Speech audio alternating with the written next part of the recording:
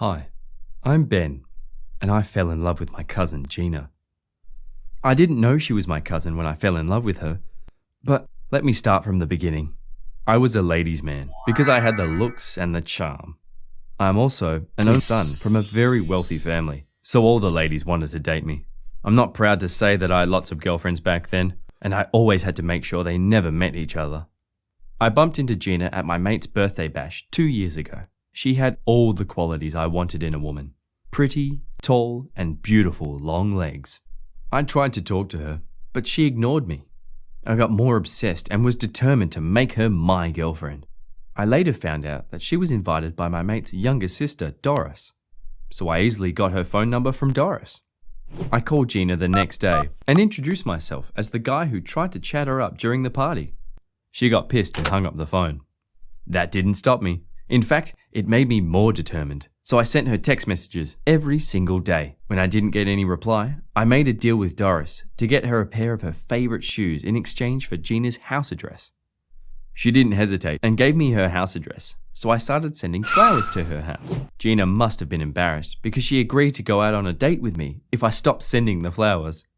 We went out on our first date, then second, then on several dates, and eventually started dating. There was something special about her. She was different from the other girls I'd met and very smart. I was seriously thinking about breaking up with everyone so that I can focus on my relationship with Gina. But I was not ready for what was going to happen next. One day, Gina showed up at my apartment unexpectedly and met me with one of my girlfriends. She was shocked and just stood there looking at us. I can explain, I stammered, but she turned around and ran out of my apartment. Please wait, Gina, wait! I yelled as I chased after her. She got into a taxi and left. When I got back to my apartment, my girlfriend stared at me in anger, gave me a big slap and said, "Don't you ever call me again." I tried to call Gina, but she wouldn't pick up her phone, so I begged my mate's sister to convince Gina to give me another chance. She promised to try, but days turned into weeks, yet I had still not seen or heard from Gina. I was almost going crazy and couldn't take it anymore. So I hired a limousine and a microphone and went straight to Gina's house. I started singing a love song to Gina. Her parents came out and didn't look very pleased, but I was determined to make an impression, so I sang as loud as I could. Gina finally came out, and I could see the tears in her eyes. She hugged me and said, "I forgive you, but please don't hurt me again." I felt so relieved and I promised never to hurt her again. The next day, I took her to the best restaurant and asked her to marry me, and she said yes. I informed my parents and they were thrilled at the good news. They decided to travel back from their holiday and help me with the wedding arrangements. I organized a family dinner at my house so that my parents can meet Gina and her parents. I knew my parents would love Gina and accept her as their daughter-in-law, so I was really looking forward to the union.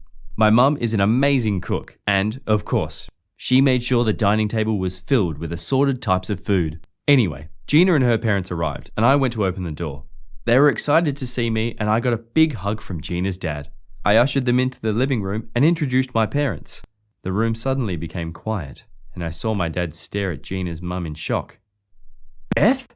he yelled. "Where have you been?" Gina's mum was staring back in shock.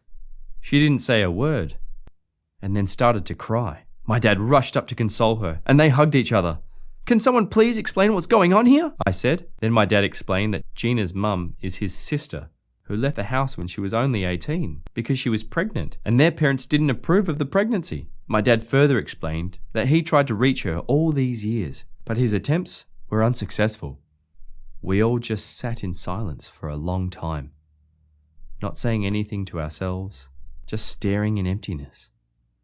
The woman of my dreams, my future wife, the only woman I want to share my life with, is actually my cousin. Well, now that dream is over and has become my worst nightmare.